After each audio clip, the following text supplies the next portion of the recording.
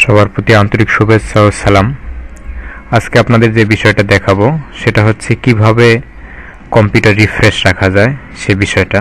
তো প্রথমে দেখুন, স্টার্ট বাটনে ক্লিক করে এখানে লিখুন CMD enter, CD dot dot enter, CD dot dot enter, TREE enter. দেখুন রিফ্রেশ হচ্ছে, পুরো পিসিটাই রিফ্রেশ হচ্ছে। অনেকে অনেকভাবে রিফ্রেশ করে থাকেন, সবই ভালো, তবে এটা আরও ভালো। রিফ্রেশ হচ্ছে, ওয়েট করতে হবে।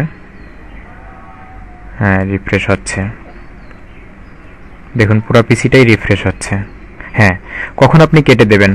যখন দেখবেন যে শেষে সি শো করছে তখন আপনি কেটে দেবেন।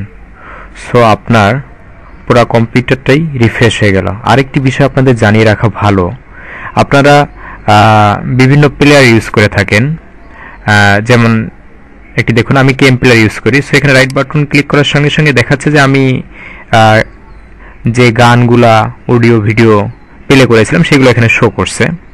তো ভালো কথা। আরেকটা বিষয় দেখুন, রিসাইকেল দেখুন আমি যেগুলো ডিলিট করেছি সব এগুলো এখানে শো করতেছে। হ্যাঁ, তো বিষয়টা হচ্ছে আমি চাচ্ছি আমার পুরো পিসিটাই রিফ্রেশ রাখতে। সো এর জন্য আপনাকে যেটা করতে হবে, নেট থেকে সি ক্লিনার নামে একটা সফটওয়্যার আছে, সেটা আপনাকে ডাউনলোড করে ইনস্টল করে তারপর ব্যবহার করতে হবে। সো আমি এটা ডাউনলোড করে ইনস্টল করছি, তো এখন আপনাদের দেখাচ্ছি কিভাবে এটা ব্যবহার করব। সো এখানে সি ক্লিনার ওকে করুন, okay yes, analyse run cleaner, ওকে,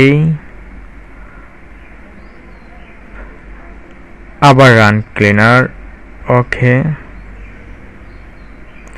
তো এখন দেখুন আমি কখন কেটে দেব, যখন দেখব এখানে 0 বাইটস রিমুভ দেখাচ্ছে তখন আমি কেটে দেব। এর মানে পুরো পিসিটা আমার রিফ্রেশ হয়ে গেল।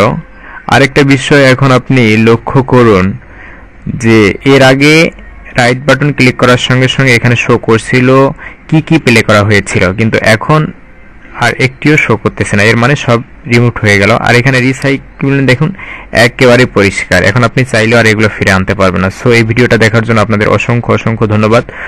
আপনাদের যদি কোনো কিছু বলার থাকে অবশ্যই আমাকে সাবস্ক্রাইব করুন এবং কমেন্টস করুন, ইনশাল্লাহ আমি রিপ্লাই দেওয়ার চেষ্টা করব।